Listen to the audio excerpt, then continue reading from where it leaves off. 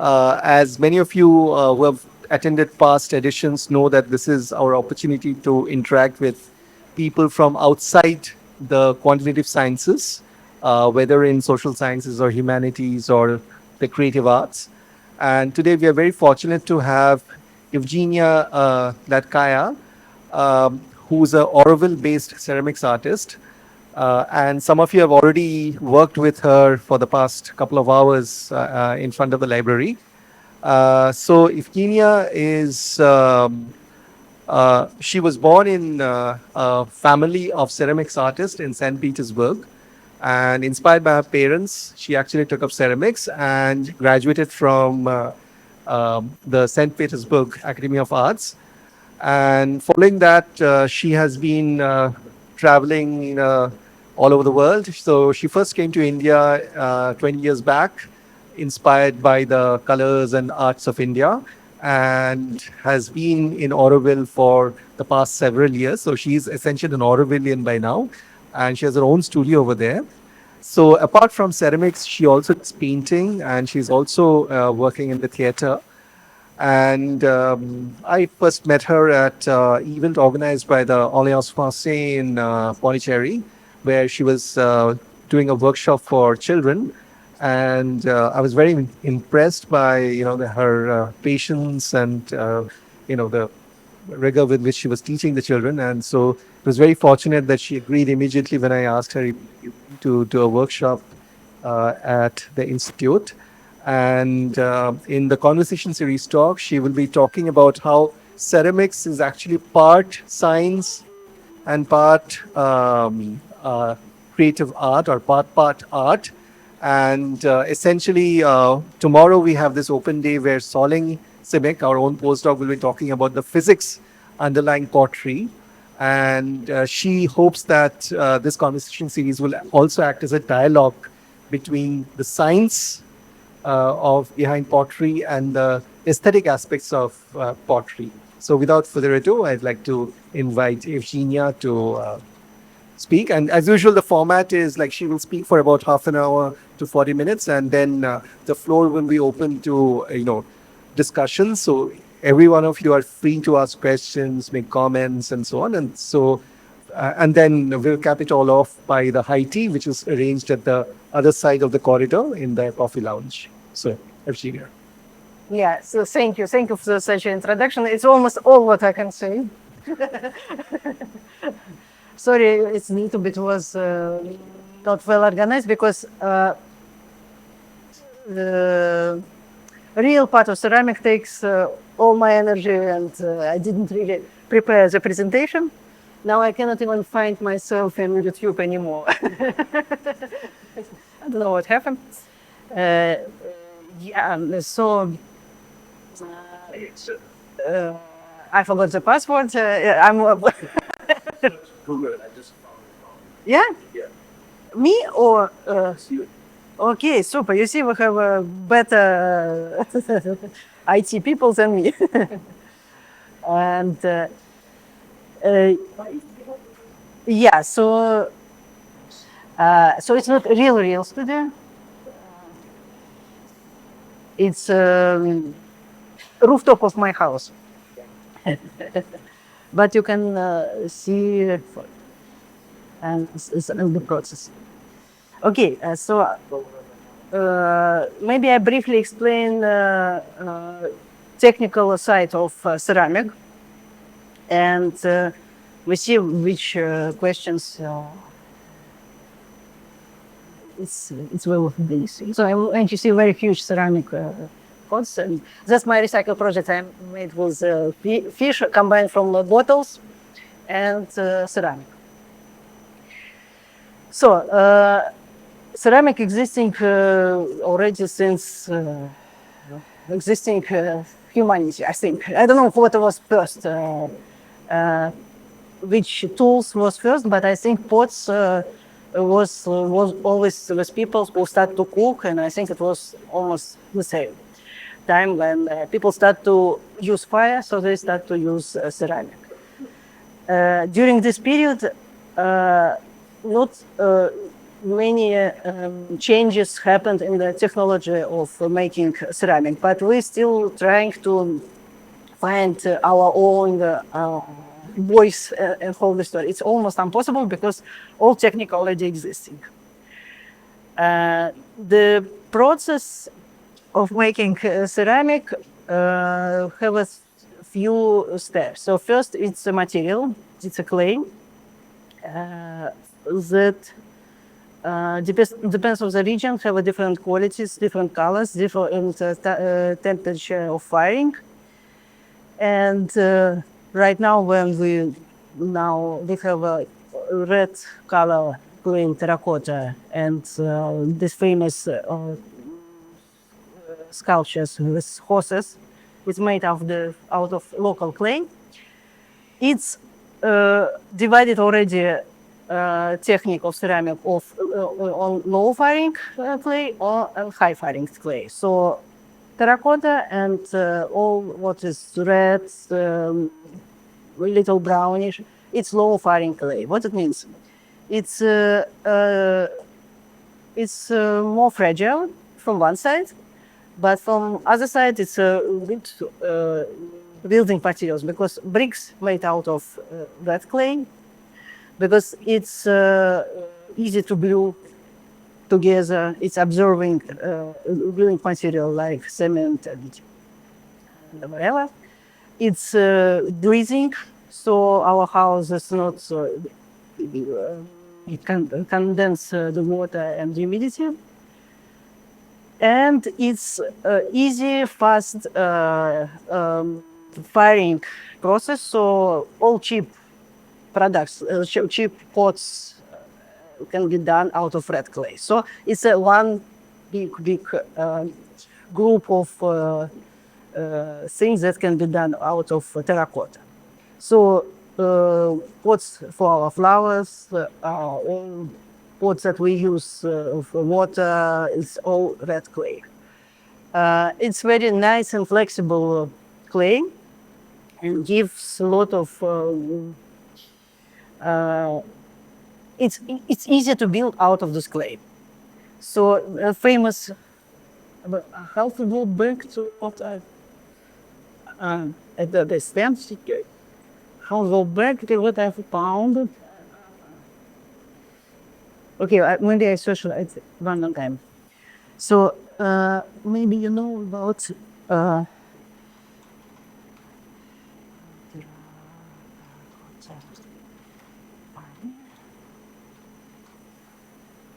that was the terracotta army that was found in China. It's a real size figures. It's massive.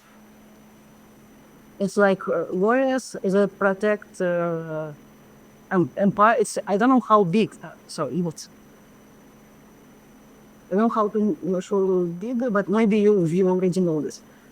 So it's a figures like that, and it's thousands of them, and each of them has their own special character, and it's all made out of terracotta. It's an incredible piece of art that I dreamed to visit once. So it's unbelievable. Yeah, with a lot of details, they're beautiful. So yeah, but it's better. Yeah, I'm not such a good such. Other group of ceramic, it's a high firing ceramic. Terracotta firing on 900 degrees. All clays that firing above 100 degrees, or 1,000 degrees, 1,000 degrees and 1,300 degrees, it's high firing clay. So it gives other qualities. It's almost turns like a stone. So it's very hot and very strong material. And that's mostly using for all kind of decoration outside sculptures, inside also decoration, also pots, plates, and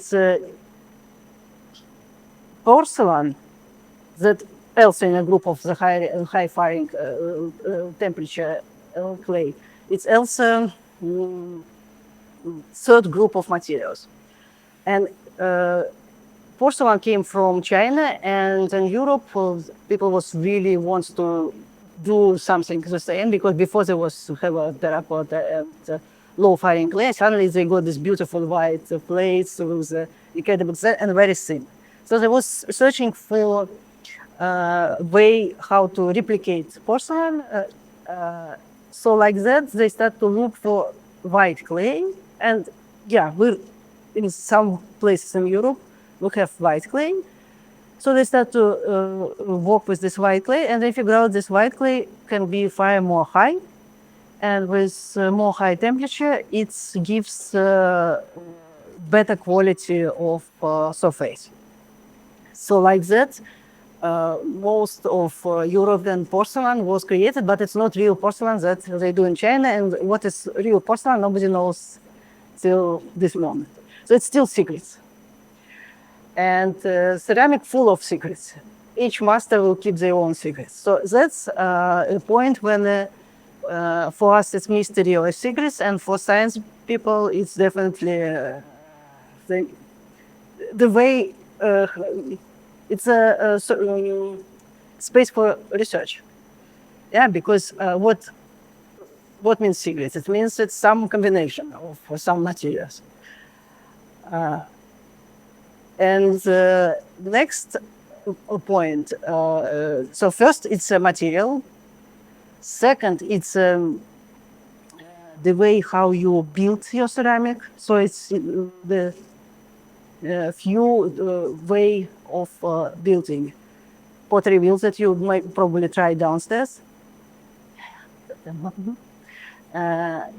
When you can do absolutely perfect shape, hand building, that you can do as big object like you want. So our local terracotta horses made by hand from out of coils. And factory, when they need production, they use molds. So they have a sample of shape, they mold it, and after that they pouring liquid clay inside, and like that they producing replicates objects. So it's not so many variation of how to make the clay. And after that, variations how to fire the clay. Each piece needs at least 2 firing. First firing is called biscuit. When you fire in a more low temperature, you make a piece become hot, but it's still absorbing water. So when you next time you apply paint, it's a special ceramic paint, it's absorbing water. So like that, paint stick on the clay body. And after that, it's next firing. So in the first firing, we mostly make our pieces stronger. And next firing, we decorate them with shiny and beautiful surface coatings that holds glazes. It's minimum. It's 2 firing. But if for some decorative reasons, artists want to add, for example, gold, it's extra firing, or some. And each this firing have a certain temperature and certain way how to fire. Biscuit firing, for example, takes first you have to dry your pieces on 100 degrees very slowly and very patiently. After that, you keep temperature on till 600 degrees, and it goes very slowly. And at 600 degrees, the main organic components of the clay get burnt. It's quite stinky process. And we will poison ourselves with our kilns, but what to do? And after 600 degrees, you can little bit increase temperature. It's already no danger for your office because my most danger is to break, to get the cracks. So I forgot to tell about drying process. Yes, that is very important. So first you have to follow technology when you make. After that, the main process it's drying, and to way how to dry your pieces. It's very important, and most of problems happen during the drying. So it's a main part. And after the, so ceramic artists always have problems in a way. So that's why they are very patient. And because you cannot be sad about any process. You always have to start again and again and again and again during your studies. So after drying and first firing, you glazed your pieces, and this firing could be different. Depends of what quality you want to, which effects you want to have in your pieces. So it's a group of firing. One is firing an electric kiln, and it's very simple, easy, because electric kiln have programs, and so you just add the program, and it's more predictable. We also have gas firing that gives some particular colors and effects, but gas you have to control manually. So it's you have to really learn and know how to do it. And wood firing that helps increase temperature quite high and give also special effects because it's real and live materials that you add to the kiln, and ash of the wood can be glazed. So some of the all the antique woods was not glazed; they just have a wood firing and ash of the wood turns to the glaze after 1200 degrees. And it's have natural coating of the pots. And yeah, it's briefly theory and practice. It's always, you don't really know what will gonna happen with your stuff in the kiln. And it's always half experimental, half knowledge, and half trust to some ceramic gods. And yeah, that's briefly the story how ceramic made. So I don't know what it's the master fruit.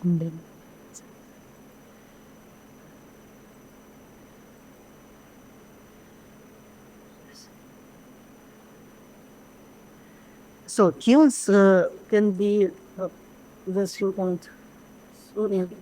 So it's from tiny kiln like that for one pot, or like in a big factory. Sometimes kiln it's like a few buildings, and train with ceramic goes through this kiln during day or 2 days. So in the first room, the train got loaded with ceramic, and it goes slowly through those buildings, and each particular part of the building have a special temperature.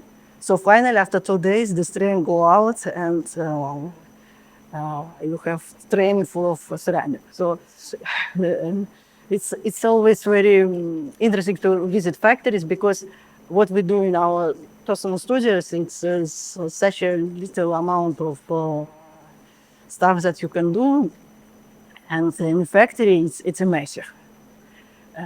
And yeah, that's for example kiln. You see, it's have wheels, because to load this kiln, it's some part of the kiln rolling out. People fill up the kiln and they push back those ceramic.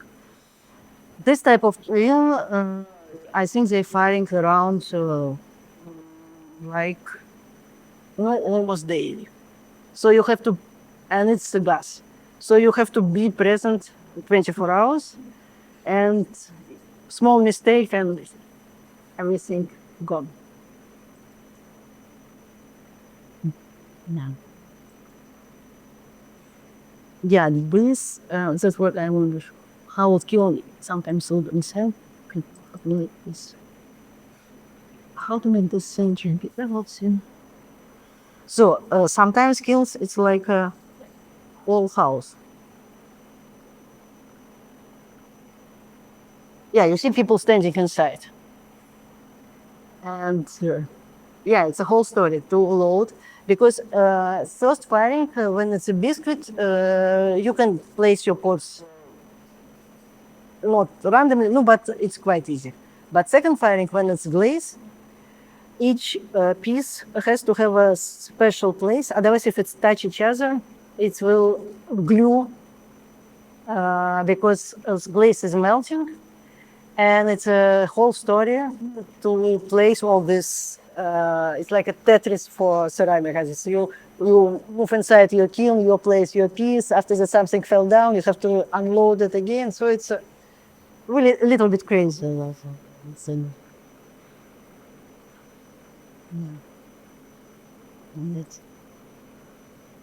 see, it's medium. Well, and genuinely to search more.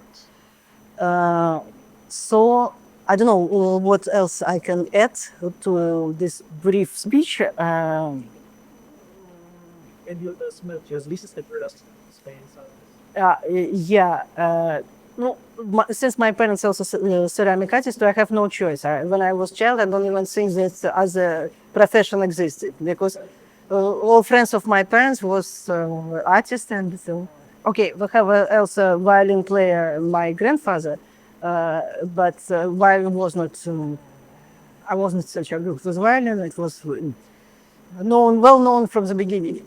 So I don't have even ideas that there as a profession existing. Slowly, except for musician and artists, and between musician and artist, I decided to do the artist.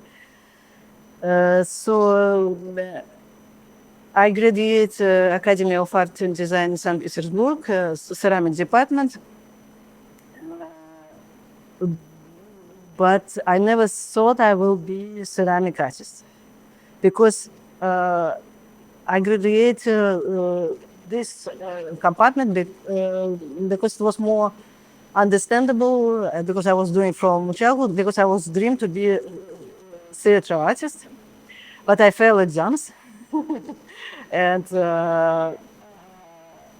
so I applied for different places. So since I was accepted in ceramic, so I went to ceramic, and I was really into painting, theater, and I was not focused on ceramic for long. Even I was studying and I was doing it. But you cannot avoid ceramic. Once you start to do that, you already trapped. So when I moved to India, I said, okay, anything except ceramics. It's not possible to start one more time again. Kiln, all these materials, pottery wheel, get clay because we don't have white clay. All my colleagues, they collect clay from different places from the north of the India, mixed by themselves. Yesterday, when we came to get clay, they have special place when they're mixing with the leg. Yeah, they put tons of clay and mixing, they dancing on this clay. I said, no, nothing, no, please, not ceramic anymore, especially in India. In this hot climate, with all these animals who crawling inside the clay, and because I live in the forest. So, but you see, I'm already fully trapped. I already have a studio. I already participate in potteries market. So no chance. I have students who attend the classes. So I cannot escape the clay. Even it's a story. Yeah. Yeah, and I'm afraid I influence your beautiful students. So let's see. because we have one victim, yeah, the whole year, yeah, you was affected by this ceramic recession, and finally, you see, he brought me in our institution, and now I'm affecting everybody. So it's like a virus. So we'd like to open it up for discussions now. Um, Please feel free to ask any question or comments or. If you're interested of all any technical aspects or other,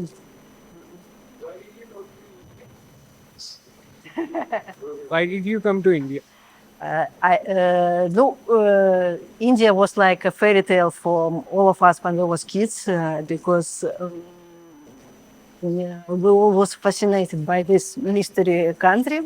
But when I start to be and start to study art, art of India, that's so incredible, and it's diluted everywhere because we call India like a mother of art of a lot of European countries. So I was always curious to see and to be in this place. So 20 years ago, I came first time, and you see, I still cannot. It wasn't ceramic. Addiction of India. Once you went to India, you cannot live in another country anymore. I wanted to ask a question about the clay that we used. This is different from what we call clay, right? So this is something. No, it's a Elsa clay. Just what we have in our region in Tamil Nadu, it's more red clay, red earth. That's clay, like I understand, came from, but it's 6 components of this clay. So it's 6 different clays mixed in one clay. One from Gujarat, one from Rajasthan. It's not white clay, it's based on woolnos. By quality, it's a little bit less. You see how it's dry fast, yeah? Everybody who was making balls and was waiting in a line feel how it's dry fast. It's a quality of this clay. It's a little bit more dry, but it gives really bright. No, first we can fire it more strong. Yeah, it will be like a stone after firing. And second, it helps to all our glazes shine brighter because if surface more light, yeah, because glazes and they have transparent. If light goes through half transparent glaze and reach the brown body, yeah, we have less bright colors. Yeah, so that's Elsa clay. And the colors you put are the same size. It's 2 types. So all colors, it's based on pigments that made out of oxidant of metal, mostly like oxidant of copper, oxidant of cobalt, magnesium, and iron. And these pigments can be mixed with the same clay, and you can apply on a fresh pots. Tomorrow we can paint them with the clay mixed with the pigments. Or the same pigments mixed with the glass, very finely grinded, and that became glaze. So it goes in a second firing. So it's 2 different type of decoration. It's a 3 type of decoration. You can also do raw pigments, plain pigments on top of clay body or on top of the other glaze, but you need to fix a little bit because it's dry and it can just like a powder. It's have no fixing.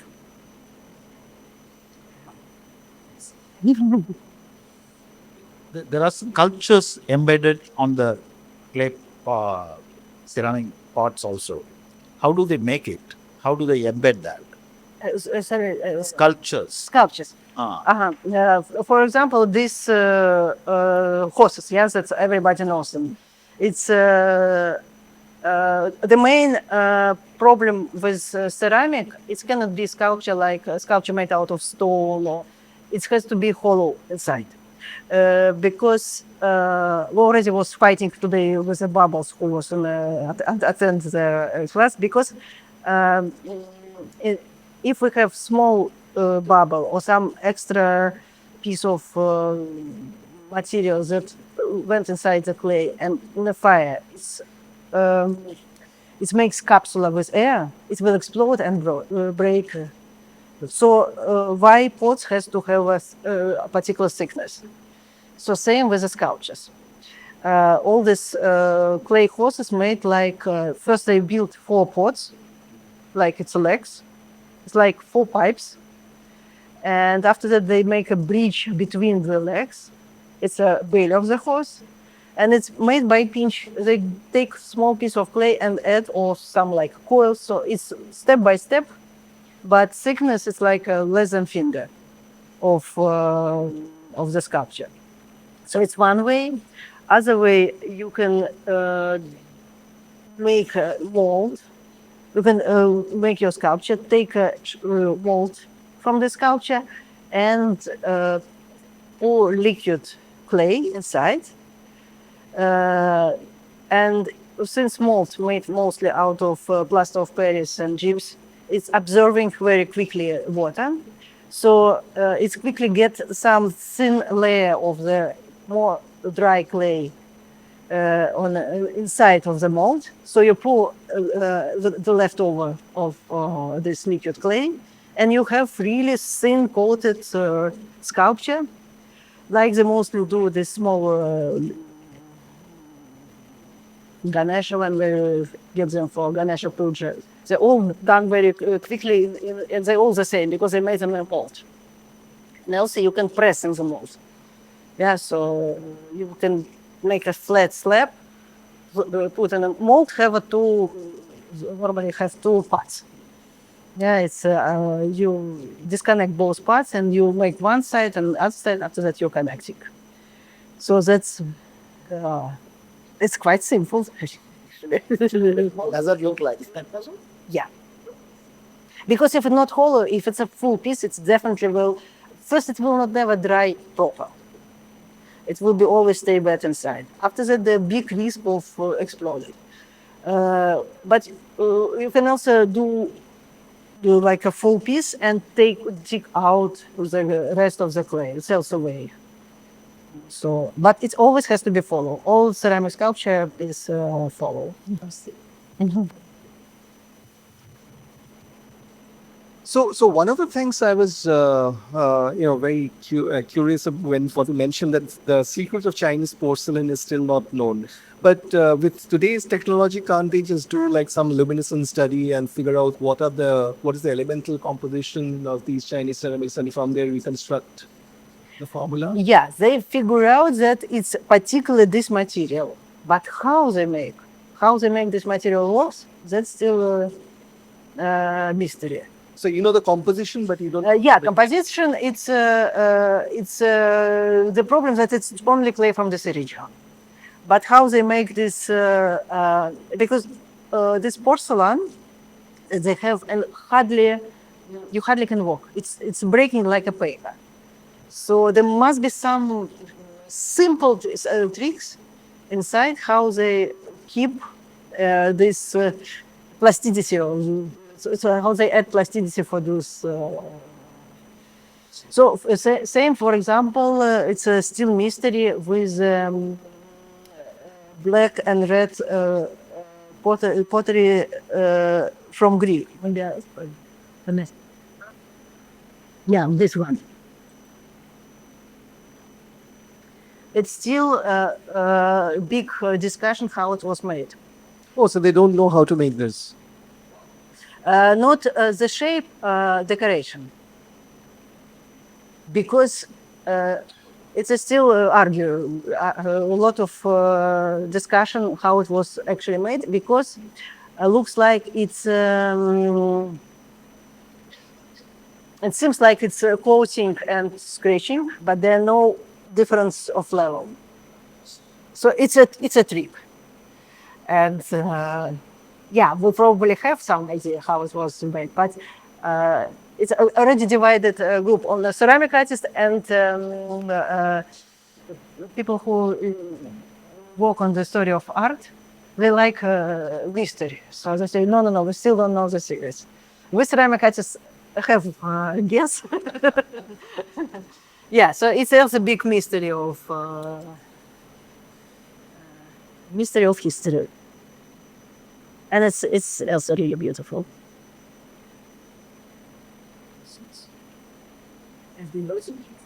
Yeah, yeah, some of them huge. Yeah, and sometimes it's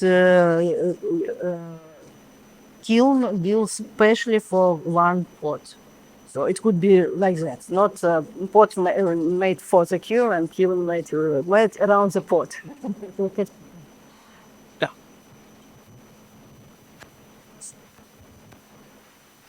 Uh, so how where is clay found, and isn't a scarce resource, or like some kinds of clay, are they running out? No, I think still we have less potters than clay, luckily. But I don't know what happened after today's session that we had. I think it's a resource that,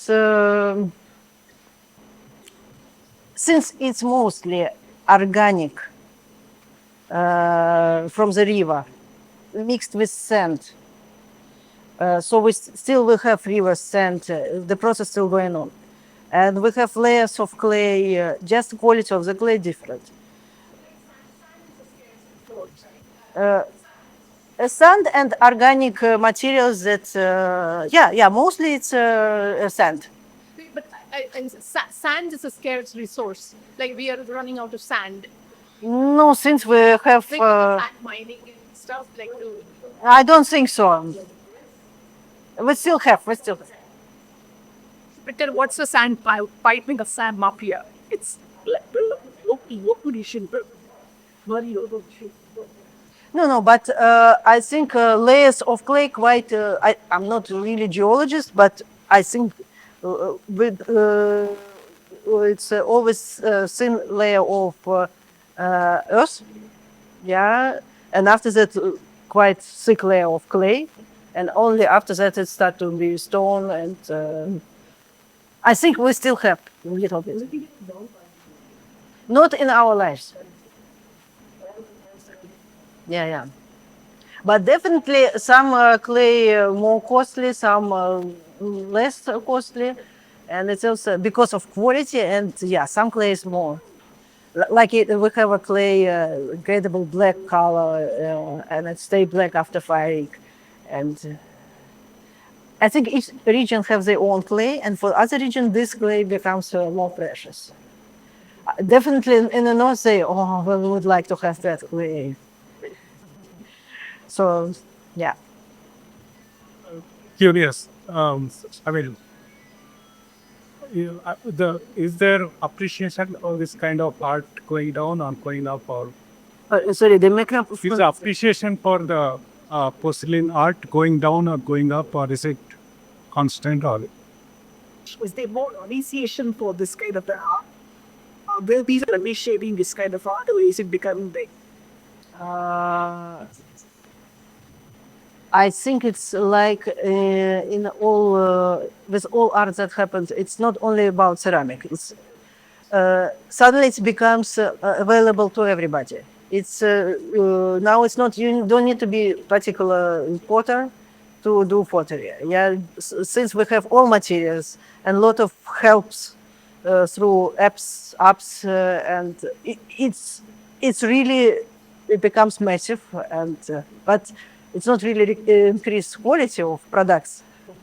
That's the same like we can see in fact now everybody can do photo. Yeah, we all, hardly any person don't know how to make photos. Yeah, 50 years ago you have to follow special procedure. So it's definitely become more massive. Yeah. So to do pottery, you always need to mix the clay, and you can't just get a raw clay and okay. Now you can get everything ready made. Somebody will do for you clay. As in, can we do that? Like any clay and clay shape and Yeah, basically we can dig the clay that we have in our ponds. In our region, it will be red clay. So we just need to strain it through, take out of some dust, big parts of sand, and we have a clay. Yeah. Normally, if you add water, you mix nicely some clay that you did in a pond, and you add water, it will separate it on the sand, clay, and water. So if you take this gently, this part of the clay, you will have nice fine clay. So it's not so complicated. so you can do it with anything. Yeah. But mostly it's what we have here. It will be low firing clay, but it's with nice red clay. I forgot to bring some samples. I make small beads out of my pond. Just we cannot use immediately a clay. We cannot just dig out, make some sculpture and fire this. Because clay first it needs to be separated from the sand. If it's too much sand, it will definitely crack. Yeah, some preparation need to be done, but yeah, it's quite easy. And all local village photos, they use local clay. They never buy from like yesterday. Part of this clay came from China, so that's why it was precious and costly. So it's quite, in some way, quite, and firing also can be quite easy because local potters, they do it called spit firing. It's sometimes just small hole in the ground. They put pots inside, cover it with wood, after with cow sheets mixed with straw, and they fire just like that, without pyrometers, super high technology, and some thermometers that we have. So, like these guys also, they don't have any, none of our technology, and they was still better than what we do it now, in some way. Right comfort that you make biryani and Yeah. you have water in. So that's all terracotta, or is it something? Yeah. It's all terracotta. Yeah. I see. And it's that we just discussed today about. I have a issue with some students who don't want to touch dirt. And, ground and earth. For them, it was something ridiculous in the beginning. And I try to encourage them, look, you could made out of this earth, your pot for your flowers. It's same. And slowly, I make them accept this red earth that they're working. But those are not on the potter's wheel, right? How are those pots shaped? That's some of them made on a potter's wheel, but some of them just out of course and then make. You can always turn and beat your pot and shape it. I see. So this some African famous pottery makers, it's mostly ladies who build pots 2 times bigger than these ladies, and they made out of without pottery wheel nothing. We just build it by hand with singing songs. With you just need to follow. You don't need to be very fast. Yeah. It also depends on quality of the clay. You can add a few materials like straw, and it makes clay be more the shape easier. I don't know the English word for this. Yeah, to keep the shape.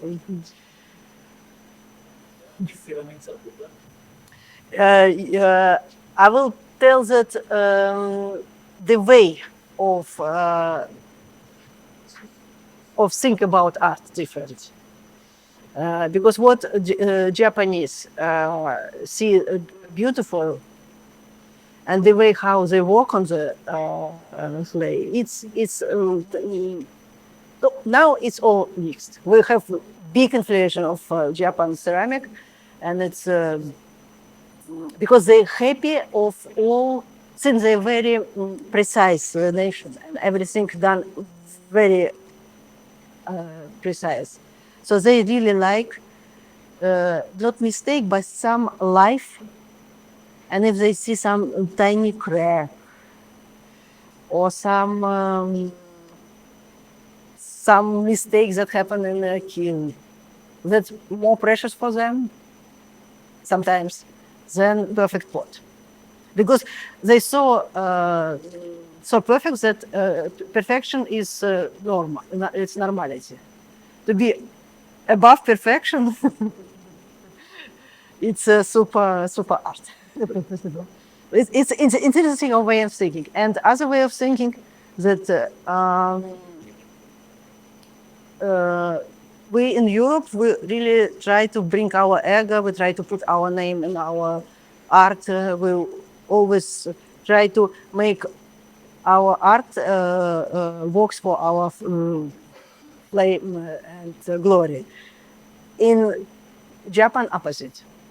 They even change the name if they reach certain level because you just belong to art in general. You have your only sources to make posts, for example. It's not your name has to be put in the photo. And when they reach the level, they change the name because it's not so important to follow the same. You just get a new name. I'm normally it's I'm a potter who bring happiness to somebody. Yeah, so that could be the name. So each time when they reach a level, they name the same. So zero ego and perfection. It's incredible. That's I was always try to learn. But they recognizable. So it's the big story how to make your stuff be recognizable without putting your name.